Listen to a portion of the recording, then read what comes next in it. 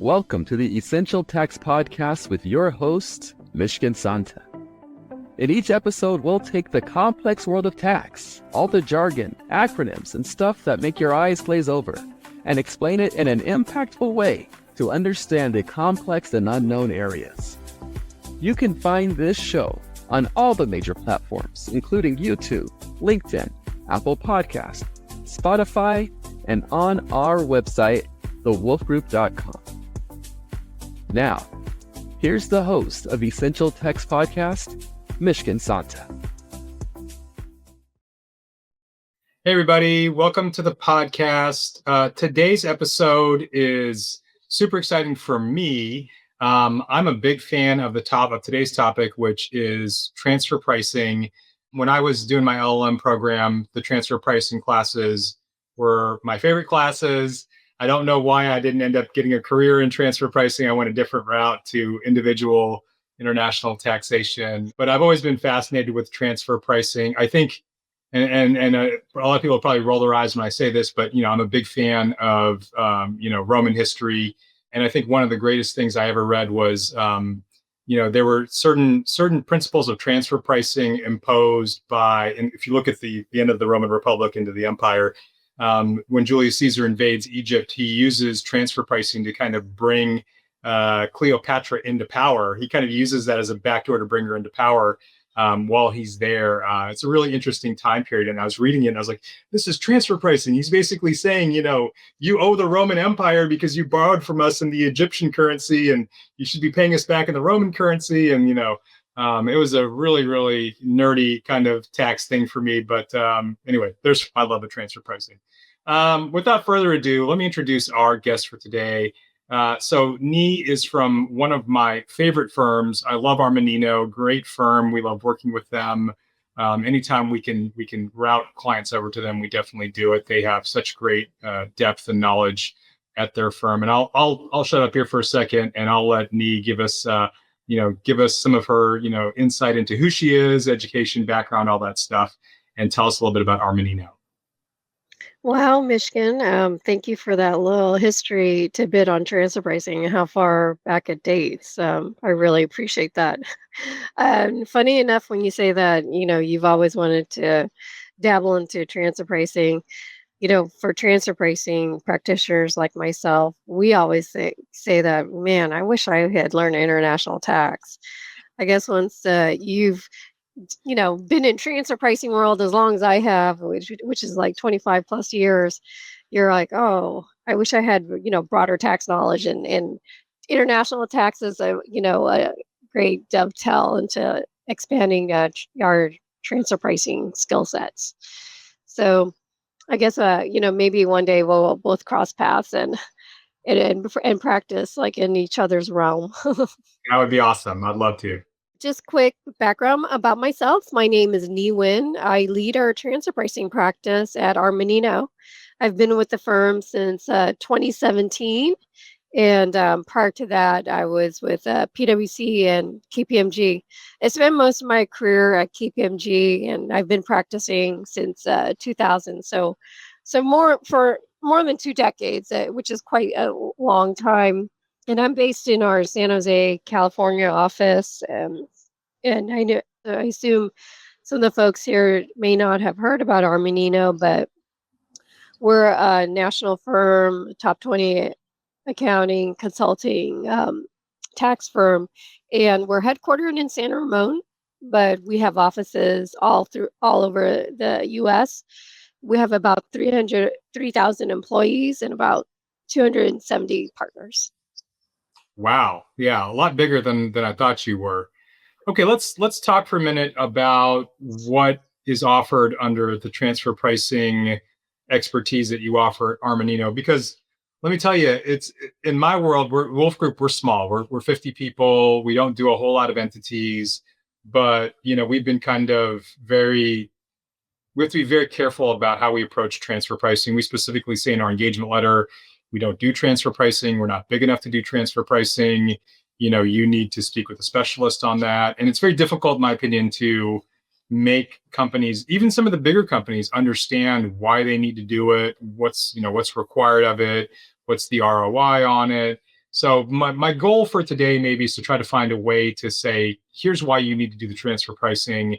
Here's kind of how it works. And here's the quote unquote ROI that you can expect out of it. So let's start off with the first question, which I have, which is, are there any special industries or niche practices that you have in your firm for transfer pricing? Like if I were to say run across, someone that makes sunglasses, for example, would that be something that you guys specialize in, or, is there something Yeah. broader that you want to highlight there?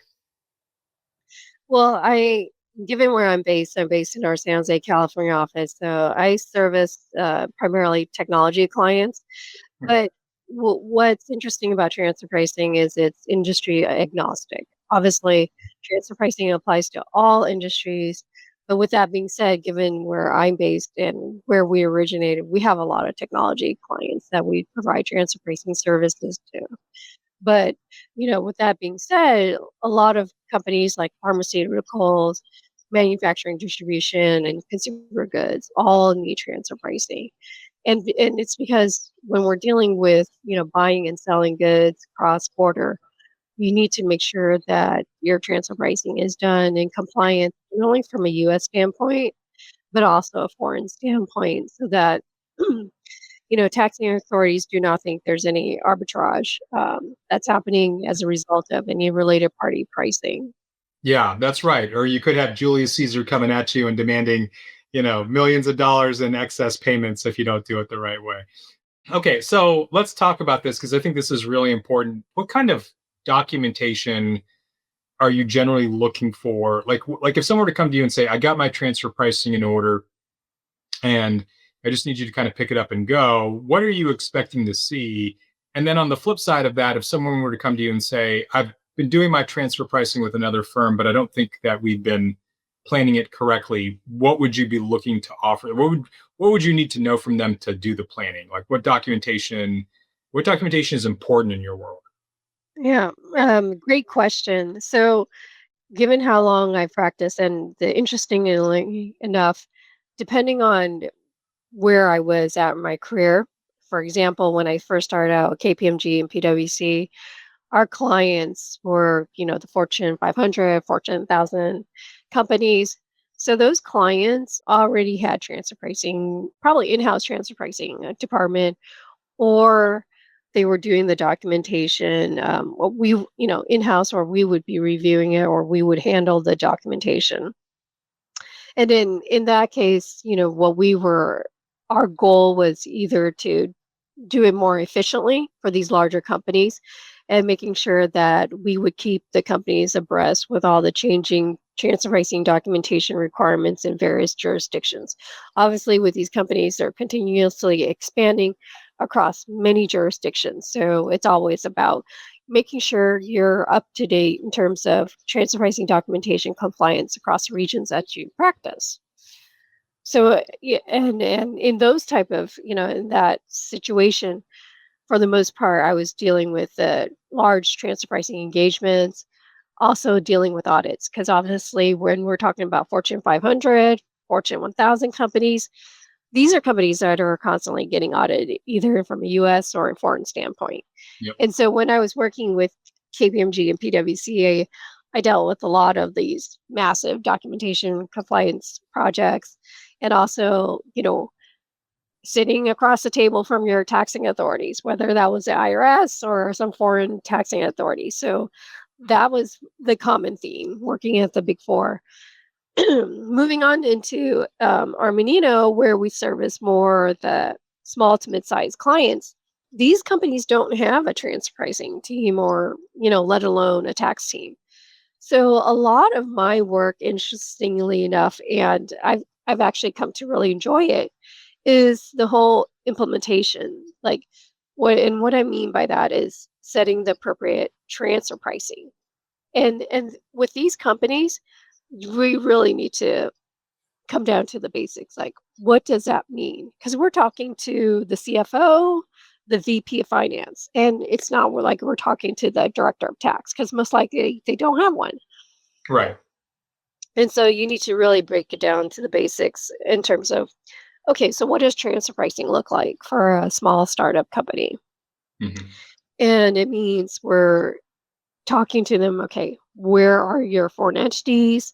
What are their operations? And working with them on implementing a policy that makes sense. Because you have to understand, these companies that are small, mid-size, they're ready to go. They are trying to take off in a flash and grow their business.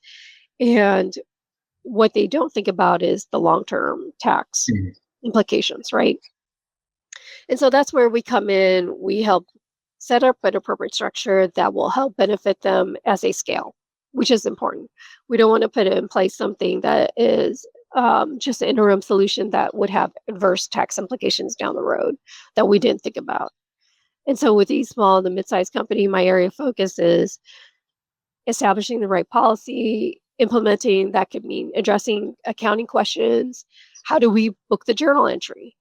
How does my P&L, how should that look like when it comes to transfer pricing? Like, here's what the policy, but I really don't know how to implement it in my ERP system. So when it comes to small and mid-sized companies, we're dealing with the nuts and bolts about transfer pricing. Wow, that's fantastic. I didn't think you would go that in depth, but I think that is something that all of the small to mid-sized companies need to hear, because that's what, if you get into a shooting match, as you well know, that's the stuff that's going to need to be provided. And I always tell people, when you get into like an audit with the IRS or with any taxing jurisdiction, if you have to tell them like it's going to be a week or a month or 2 months for me to get all this stuff put together, you already kind of have lost you've lost your position a little bit. You've lost the high ground, right? But you can say, yeah, I got everything you need, and I'll have, your document request to you in 2 days or a day. You already start off on the high ground with those people, and you become kind of a believable taxpayer with with the shade of, I'm operating under proper due diligence. So I think that's super important. Okay, Right. you I mean, mentioned. Yeah, go ahead. Sorry. I was just going to add that just most recently we were working with this entity that was a consulting entity, and they just set up an Indian subsidiary, and they wanted us to work with them on the Indian subsidiary. What does that invoice need to look like to be GST exempt? You know, Right. there are a lot of nuances with India and setting up the right invoicing between related parties. The questions comes down to what currency should it be in. Typically, it's in USD, but this client wanted it in Indian rupees, and it was that possible. Then we were working with their NetSuite implementer in terms of making sure that what we advised them actually was reflected in NetSuite. So that's what I mean, dealing with the nuts and bolts of transfer pricing. This is what I've been dealing with since I've been joining Armanino. So it's not just, hey, here's my 100-page report. You go, you go figure out what it's supposed to. Yeah. Yeah, right. So that's not where our job is. Yeah, no, I think that's great. I mean, that's common in my world too. I think a lot of my fellow practitioners in the international space, they solve the problem and they give the advice in those big technical memos, but they don't ever walk the client through the reality of what happens next, right? It's always and Right. that's where they have all the questions, the little nuanced questions, that I think really make the difference. Um, I think you've talked about this now just in your last kind of comment and then previously, but you talked about assisting both the foreign side and the US side, whether it's inbound or outbound. So just to be clear though, you kind of do both when you're dealing with the transfer pricing, or you can do both, or do you find yourself having to work with a foreign tax firm? Give me the big Yeah, picture. absolutely. So a lot of my work is with US parent companies, but and that's because they're expanding internationally overseas, and we're working with them to set up their policy. But we also work with their foreign tax advisors, like to extent they don't have one. We're part of the more global network. And so with all the key jurisdictions, we have an office on the ground that we can tap into to advise them on local tax advice. So I think it's always important that when you're setting up transfer pricing policy, that there is some coordination with the local tax provider, because they're preparing our clients' tax returns. So if we're setting up a policy that's not going to be acceptable at the local jurisdiction level, we just wasted a bunch of time, right, and money from a client's perspective. So as part of our services, we always want to coordinate with their local team who's preparing their tax return, make sure that this is acceptable not only from a U.S. standpoint but a foreign standpoint. I'll just give you an example. I just got off a call with a client um, who is originally headquartered in Norway, and they set up they're an AI company. No surprise, right? Like every client is probably an AI client right now. So they were originally headquartered in Norway, and a lot of our clients, they are, let's say, for example, they established their operations in outside the U.S. But guess where all the funding is at? The U.S. So we are doing a lot of flip structures where you might have been originally a foreign headquarter company and they want to flip it to a U.S. headquartered company because they want to make it easy to get all the funding. It's like, people are printing bills right now in the U.S. and everyone is there's just free flow of money. I wish that was coming my way, but it's not. I don't have an AI to my name, and if I did, maybe that would be a different story. Right. But so when we're dealing with these types of clients that are originally foreign parent company and flipped into the U.S., a lot of times there's a lot of losses that are being incurred with all these startup companies, and so we were just working with them and looking at their old transfer price that was originally established by their Norwegian tax advisors. But it was problematic because that tax advisor was only looking at it from a Norwegian standpoint. They did not take into consideration the US tax implications. And the structure put a lot of losses in the US, and it didn't really coincide with the risk profile of the US entity. So we're reviewing their tax returns because we're their tax return preparers, and we just had to get on the call with the client and trying to understand, well, what's the genesis of this policy, because it doesn't make sense from a US standpoint, but that's because it was driven primarily outside the US.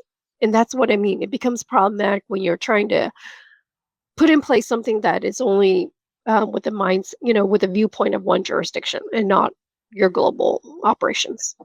Right. And that's so important, or else you kind of like in the situation you're in, which you're having to unravel Gordian's knot and try to see if you can maybe turn a bad outcome into a not so bad outcome, maybe even a good outcome. Right. And so we had to tell them, look, you need to revisit this transfer pricing policy that was originally established from a Norwegian standpoint, because in the long run, it may not benefit your global structure. You may not be utilizing your tax attributes in the most advantageous manner by continuing down this route. Because, like I said, a lot of our clients may just take a singular view when it comes to setting up their transfer pricing without taking a more global view and taking into consideration, as the company is growing and scaling, what is the best structure. Right. Okay, so you've kind of talked about this because you were mentioning you're helping an AI company, but a lot of people may not understand that transfer pricing, at least in my head, goes into one of two doors. You either have tangible or intangible. I don't know, maybe there's a third door that I'm not thinking about in my head right now, but I assume that your firm probably does a whole lot of intangibles, IP, those wacky cost sharing agreements, all that stuff. I mean, when my team will come to me and they'll say, Mish, on the 5472 part 8, there's the CSA stuff. What do I do? And I'm like, not us. Well, you can always call me. Yeah, Yeah, that's you them can always calling me. call us. Yeah, that's we don't fill that out. That's someone else that has a better knowledge than we do. But tell me about that type of transfer pricing and your experience level with that.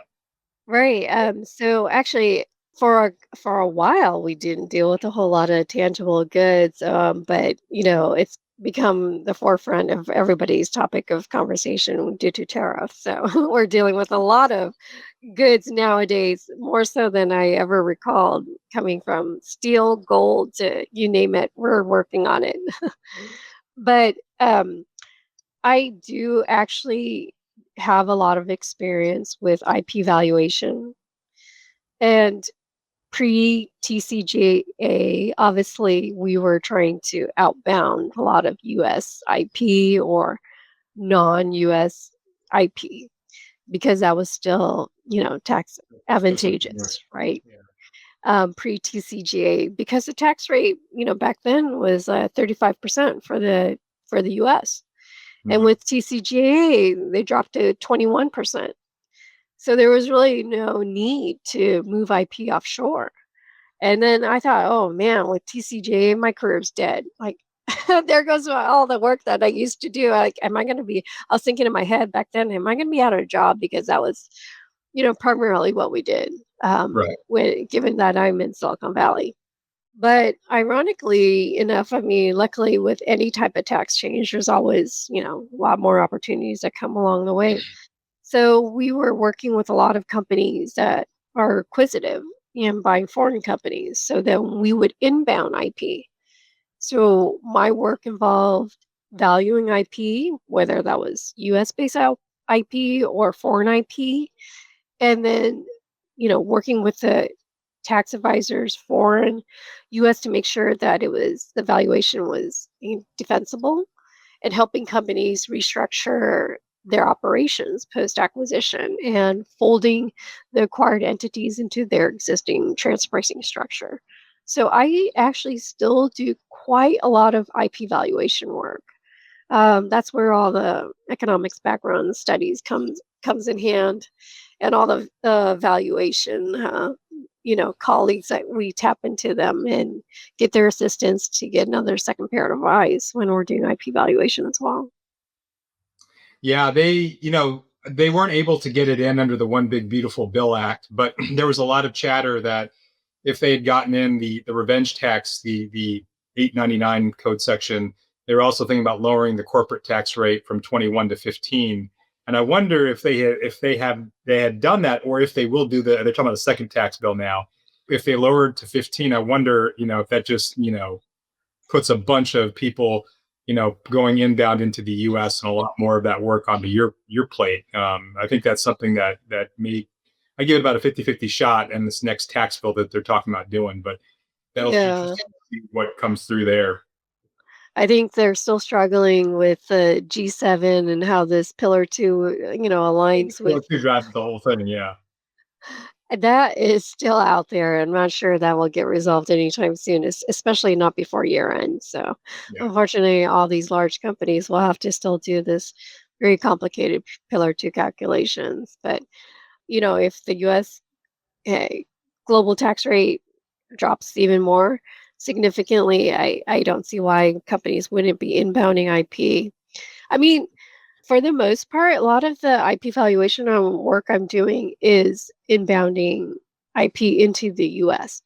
And the reason why is that the US is such a hotbed for funding. So a lot of clients want to be headquartered in the US, or say they are domiciled in the US, the IP is in the US and their management team. Because if they could show that, then they could get more funding and ultimately, set them up for a potential sale, IPO. A lot of times when companies are getting investments from VCs or P firms, they want to show that they have a very simple structure.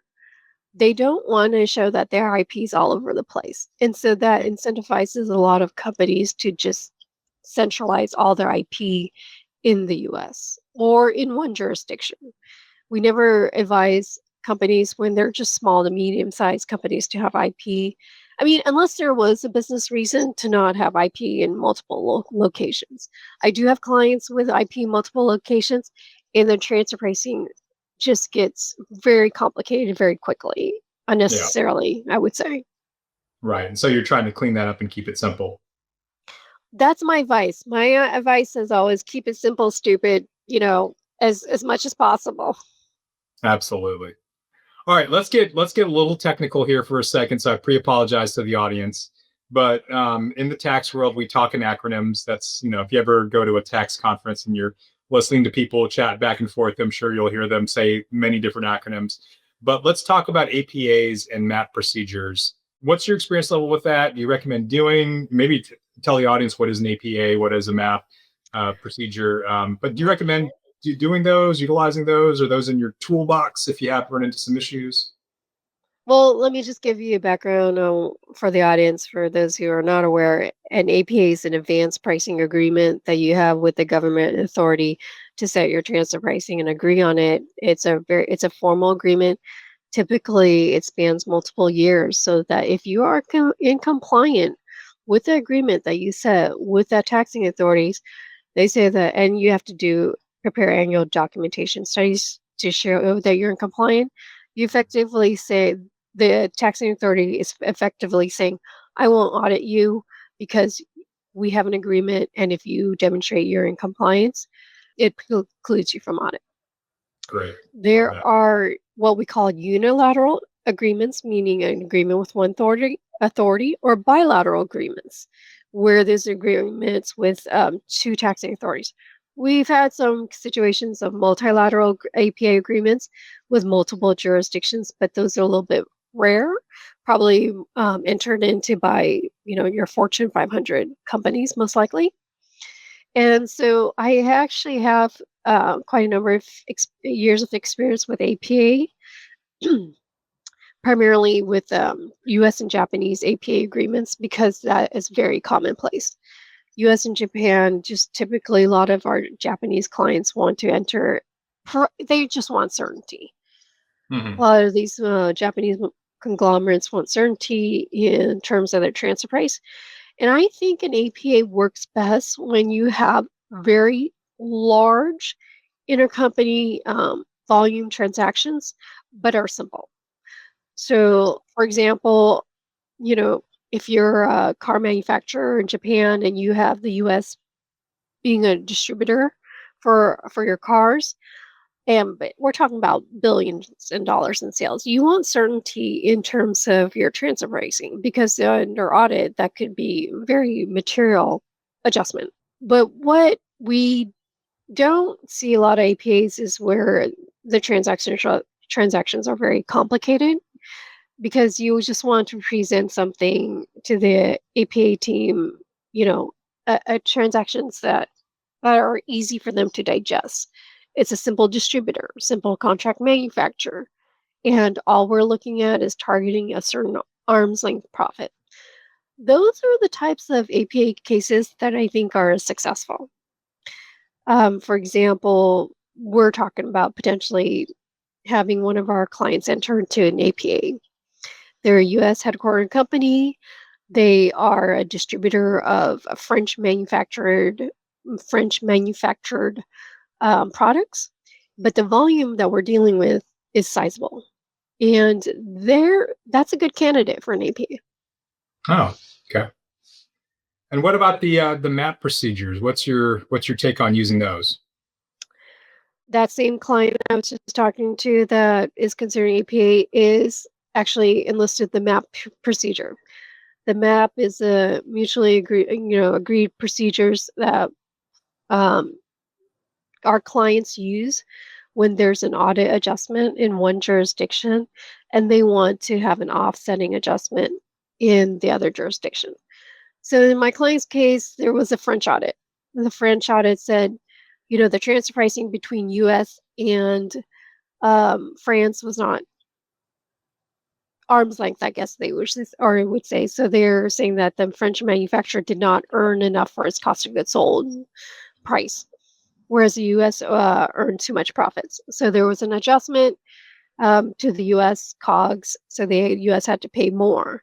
So if we're reflecting more taxable income in France, obviously from a U.S. standpoint, we want to take that deduction so that we're not double taxed. So we worked with the client to enter into this mutual agreement procedure so that with both taxing authorities, so that the IRS would allow them to take that deduction for closed years. That's what we're helping the client with. Yeah, it's just to avoid double tax. That's a key point. Cool. Love that. I think the IRS MAP folks do a really good job. I think they're one of the better people to work with. So if you ever get the chance to work with them on a MAP procedure, I think it's a super interesting thing. We've had to do it I think 3 or 4 times in my career, but for individuals related to treaty issues. But I've heard from other fellow practitioners that they've had really good kind of interactions with the IRS on those recently. So an interesting area. Let's talk about refreshing transfer pricing documentation. So in my world, it's really funny. People will come to me and they'll say, Mish, here's this estate plan that my wife and I did when we were in our early 30s. And they come to me when they're like 60. And I'm like, but you didn't have anything back then. And now you've got all this stuff and it's never been updated. And they're like, what do we do? And I'm like, you got to do a lot. You should have updated this several times throughout the last 30 years. So let's talk about transfer pricing documentation. That might actually be a bad analogy for transfer pricing, but how often do you look at refreshing transfer pricing documentation? Do you try to do it on a every 2 to 3 years? Is it when big changes happen in the company? Yeah. Tell me what are the things that would trigger maybe refreshing those documents? My clients like to get away with not refreshing it as long as possible. I can tell you that. But in reality, clients should refresh their documentation. I would say at least every 2 to 3 years. And the reason being is that one, there could be changes in the market conditions, or they're just the general operations of the business that their transfer pricing policy that they put in place doesn't make sense. For example, I keep on pushing one of my clients who, and I hopefully the audience is familiar with this, but they have a cost plus sales and marketing entities outside the US. In the US books all these entities, but some of these cost plus sales and marketing entities, they're responsible for $20 million of sales. And some taxing authorities do not think that type of model is commensurate with the sales that they're pulling in. So I keep on telling them, I think you need to revisit your transfer pricing policy.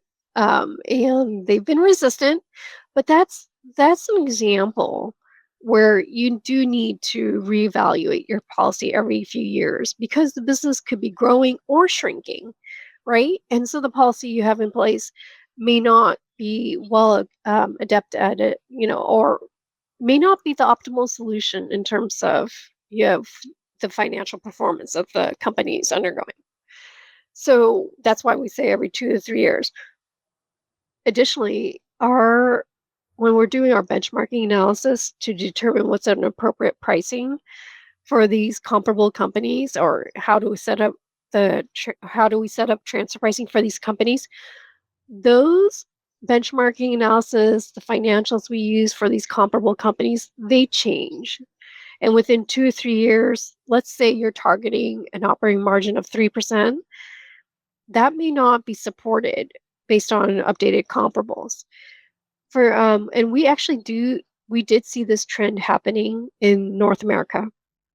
Oh, wow. So in North America, historically, when companies were distributing software or hardware, electronic hardware, software, in the past, a lot of our clients were targeting like a 2% operating margin based on our comparable companies. But over the years, like Avnet, distributors like Avnet or Ingram Micro, their margins had increased over the years. So the 2% operating margin was actually not supportable. And so our clients had to increase the operating margin to like 3% or 4%. Right. So that's just an example of where if you don't update your transfer pricing documentation more frequently than not, your transfer pricing policy could actually be out of place.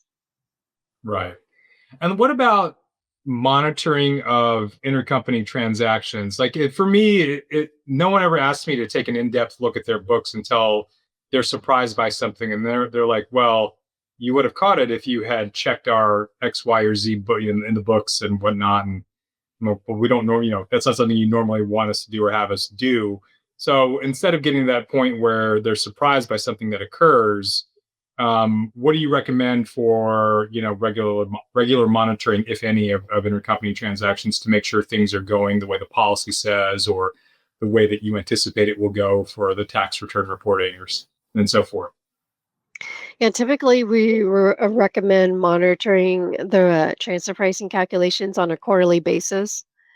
Definitely by year end before you're filing or finalizing your financials, because a lot of times companies will understand what to do, but there are certain costs that they may be including or excluding from our proposed transfer pricing calculations.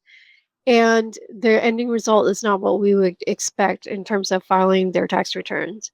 So that's why we don't want to wait until 2 weeks before the tax return is due that we're finding some sort of abnormality in their financials. Right. No, absolutely. Okay, let's move on to a different topic. Let's talk about when, we have a multinational that's going to go establish a foreign entity. They're going to fund that foreign entity. Maybe they're through a loan or some other type of vehicle. Talk to me about what you think is the most efficient manner to do that. Walk me through pitfalls. So now I want to understand, what does the landscape look like? Where are my pitfalls? Where can I make a footfall? And talk me through about implementation. Sure. And this is actually top of mind because a lot of our clients come to us. It's like, we're expanding overseas, but we need to fund these entities ASAP. We need to make payroll. They need cash. We just can't wait for the transfer pricing and documentation to be done later. It needs to be done now. So clients come to us, feverishly saying this needs to happen like as of yesterday. They need to fund payroll. That's kind of the most important thing. And they need to, in order to fund payroll, like help us, like, well, how do we fund payroll? So, I mean, ideally, they come to us before, they're scrambling to fund payroll and not a few days before it's actually due. But a lot of times they don't know what to do. And I think the first avenue that clients jump to is, let's just issue a loan. Let's just, Oh, you know, put in place an intercompany loan so that we could fund the operations. But that may not actually always be the best answer. So when it comes to funding your international operations, you definitely have some options. You could fund them through an intercompany loan, or you yeah. could put equity into that entity, or you could have like an advances in terms of like advancing the company some, a short-term ARAP for the time being. There are some, pros and cons with each option. For example, with loans, you have a predictable income stream, interest income and interest expense. It doesn't dilute the ownership of the company. It supposedly can be paid, but some of the cons is that there is a lot of thin capitalization rules that you have to consider overseas, and whether that would be abide and earning stripping and interest limitation rules. Like, can the entity really deduct any interest expense being paid back to the lender? And intercompany financing is becoming more highly scrutinized. So you actually have to demonstrate that you, as a borrower, you have the repayment capacity. And then you need formal agreements and commercial terms. So intercompany loans actually has become a hot button because if it's not a bona fide loan, it would look more like an equity Oh, infusion rather than a loan, because it can get recharacterized if there's really no ability to repay that loan. So that's something that clients have to be mindful of. The other alternative is a equity infusion. I mean, one of the pros of equity infusion, you don't have to deal with putting in place a loan or any interest limitation issues. And then you have equity in the local balance sheet of your foreign entity. However, not a lot of clients, or not every client, wants to put a lot of equity into your foreign entity, because then it'd be harder to unwind. And if you do unwind the entity or want to pay any dividend out of that entity, there could be withholding tax on that dividend distribution that you need to consider. And also, it just makes it harder to redeploy cash between the group if it's in equity. Some jurisdictions you can't get away with having some level of equity in these foreign entities, like Germany, France, Italy, Spain, and India for certain sectors. Like you have to have some minimal capital infusion.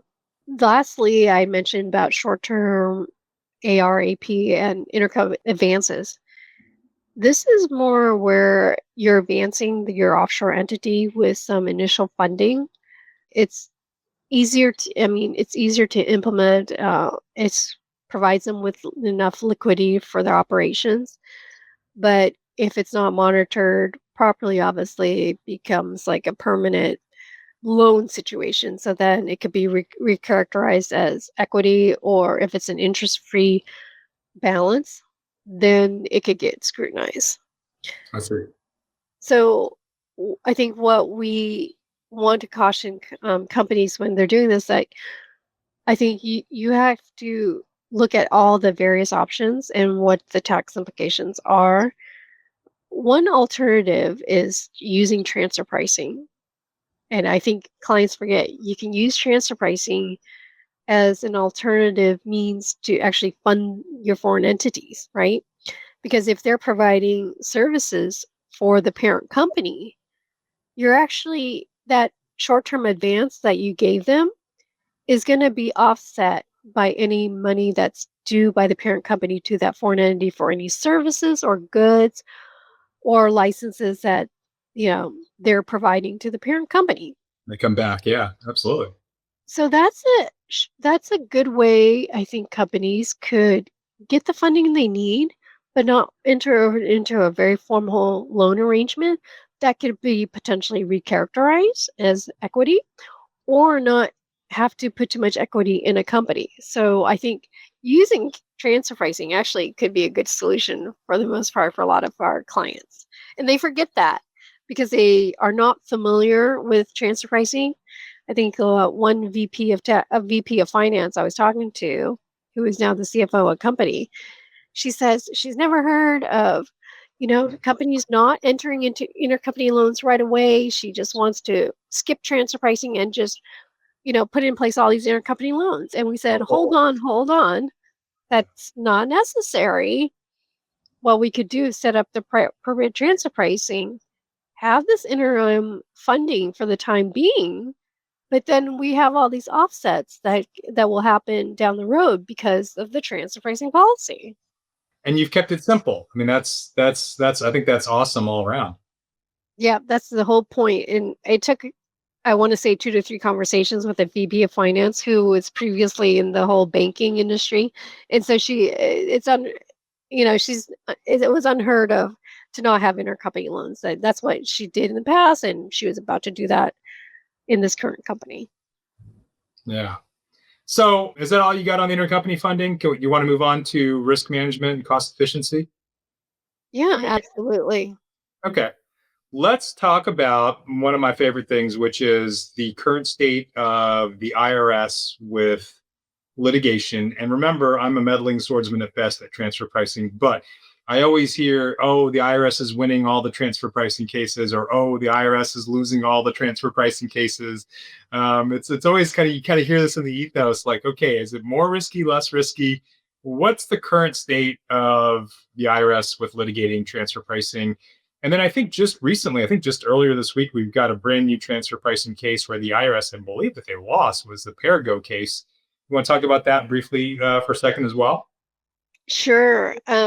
Actually, today, the 3M case, the 8th Court just rejected the IRS's position on the 3M case. So I think from my take of it, it seems like the IRS is winning half, the taxpayers are winning half. But obviously, we're dealing with large dollar amounts. When it comes to transfer pricing, we're talking about hundreds of millions at stake. So it is definitely a hotbed for the IRS in terms of investigating, transfer pricing with a lot of these large multinational companies, and they are very focused. Obviously, is on IP transfers because that's where the most of the money is going to be at in terms of large adjustments, right? Mm-hmm. Cost sharing, buy-in payments, IP migration. And the courts have scrutinized both taxpayers and their IRS methods. So, like I said, it's leading to mixed results. But the key point in reading all these cases is it comes down to facts and also what are the realistic alternatives, to the taxpayer in terms of if they didn't enter into this transaction or structure, what is a realistic alternative? Got it. But from a global standpoint, uh, taxing authorities are relying on OECD guidelines, especially similar to the IRS on intangibles. But they are very also focused on intercompany financing and risk allocations. So when it comes to OECD countries, they are very focused on what are the functions and risk profile of the entities, and if there was any transfer of any functions and risk, and if so, whether there was appropriate taxes being paid. In Michigan, you mentioned the Perigo case, which is Yeah. very interesting. I have to say that was a taxpayer win, and it was a pretty, I think I want to say sizable win, but it didn't, the taxpayer didn't walk away, honestly, scot-free. So Perigo was a company that makes like over-the-counter generic drugs.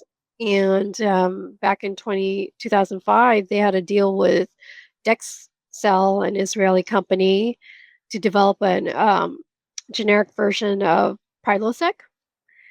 And a year later, that U.S. company assigned its rights to distribute Prilosec to this new Israeli affiliate they had set up, but they had assigned its rights for only 880,000. They determined that using a cost plus method, which we typically do not use for determining IP, because using cost plus method generally warrants in a very low IP valuation.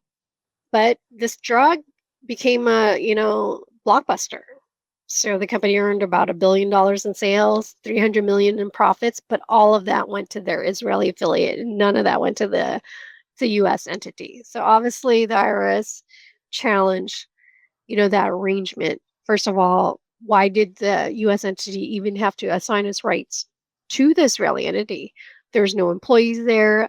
Everything was done in the U.S. So they called it a sham. Second, obviously, they disputed the amount that was being transferred for. The IRS thought the value was more like 474 million, not 880,000. Big difference. Oh, wow. So there was a deficiency notice of about 143 million. But, the taxpayer saying, no, this is not, they were not trying to take advantage of the tax system. They intentionally wanted to establish their foreign operations. And at that time, in 2006, there was no FDA approval for Prilosec. There was a lot of litigation that was going, and it wasn't guaranteed that they would have all these profits. And so the taxpayer did admit that the $880,000 value for the assignment of rights was on the low end. So they revalued it, and they came up with a value that was close to, I think, about 50 million or 43 million. But the court actually decided there was some adjustments that needed to be made to the taxpayer's revaluation of the IP of the assignment rates. And so they came up with a final value of 58.4 million, which is about 11.12% royalty. But that's still a big difference from what the IRS was proposing, which was 474 million. So while there was some, money due from the taxpayer to the government, it was a stark difference. And I think it's still considered a win from a taxpayer standpoint. Absolutely. And everyone loves their Prilosec. So there you go. Tell me about what jurisdictions do you see? So you're just talking about the OECD guidance about what they're looking for like segments and all that stuff. But are there any specific jurisdictions where someone says, "Oh, I've got a sub in this country," where you kind of raise your eyebrow and you say, "Ooh, that's has historically been a high risk area for audit." Anything like that you normally that runs across your radar? Australia and Canada. Oh Always wow! I did not very expect aggressive. that response. Oh no, they are very aggressive in tax authorities. So any type you have any financing or restructuring transactions, they are constantly under audit, and the CRA is expanding, looking to GST audits, and it leads to other audits. Obviously, Mexico is a hotbed. Mexico is actively challenging any maquiladoras and any management charges from the US to its Mexican entities. So that becomes an area of challenge for a lot of our clients. India is always constantly auditing all of our clients. So you have to always be ready for that. And we do see a lot of audits happening in Germany, France, Italy, and Spain, UK. So everybody wants their share of the tax base in all these countries. Awesome. Okay, let's talk about the last technical question here, which I think is one question that a lot of people will ask me. Why does it, tell me, why do I got to pay all these fees for transfer pricing? In your world, how do you balance what you're trying to do with the compliance and the documentation and the need to keep it simple with the cost for the services? Is there kind of just 2 or 3 points you want to lay out about why it's worth it to pay the fees that transfer pricing costs to do? Yeah, I think in a lot of cases with our clients, transfer pricing is important because you need to have the proper documentation in place to support the P&L for all the entities, your tax provision. And a lot of our clients are either acquisitive or being acquired, and you want to be due diligence ready. We definitely don't want to have any tax transfer pricing exposure during due diligence, and that's always one of the top 10 questions I get asked during due diligence. Where are your intercompany agreements? What kind of policy and documentation you have ready? So the way we approach it is like we want to provide practical advice. We don't need to cover every single jurisdiction, especially if they're not material, but we want to cover the material ones and make sure you're at least meeting all the requirements from a statutory level. Some jurisdictions have statutory transfer pricing documentation requirements, and we at least want to meet those. And then the ones where you have material operations, and we know these are high-risk countries like Australia, Canada, and some European countries, we definitely would advise transfer pricing. So we want to take a balanced approach in terms of cost, efficiency, and what's the value add. Got it. Okay, well, that wraps it up for today's podcast. You want to just leave us with, how does someone get in touch with you? What happens if they want to do a consultation? We're obviously going to link all your contact details in the show notes. So if you're looking to get in touch with me, that might be a good place to start. But just tell us exactly, or at a high level, how does someone get in touch with you, work through a consultation, all that good stuff? Absolutely. You can reach out to me via LinkedIn, and I'm pretty responsive. So monitor it constantly. And I'm happy to always get on a call with, any companies to talk about through their transfer pricing, give my high level thoughts and see if it makes sense. Yeah. And also, I think I would also mention that if it's not exactly 100% transfer pricing related, Armanino covers a lot of different areas. You can bring up your topic to Nghi. She may not she may not be the person that would deal with that, but she can certainly refer inside Armanino. Wouldn't that be correct? So if someone came to you with something different, a different type of topic. Absolutely. Yes. Yeah. Great. We have all specialty tax services. So if it's not just transfer pricing, we could also help out in other areas. Perfect. Awesome. Well, thank you so much for being on the podcast. I learned so much today, and I really enjoyed spending time with you talking about transfer pricing. You've been tuning in to the Essential Tax Podcast with your host, Mishkin Santa. You can find this show on all the major platforms, including YouTube, LinkedIn, Apple Podcast, Spotify, and on our website, thewolfgroup.com. Thank you for your positive reviews, comments, questions, and for sharing this show with others.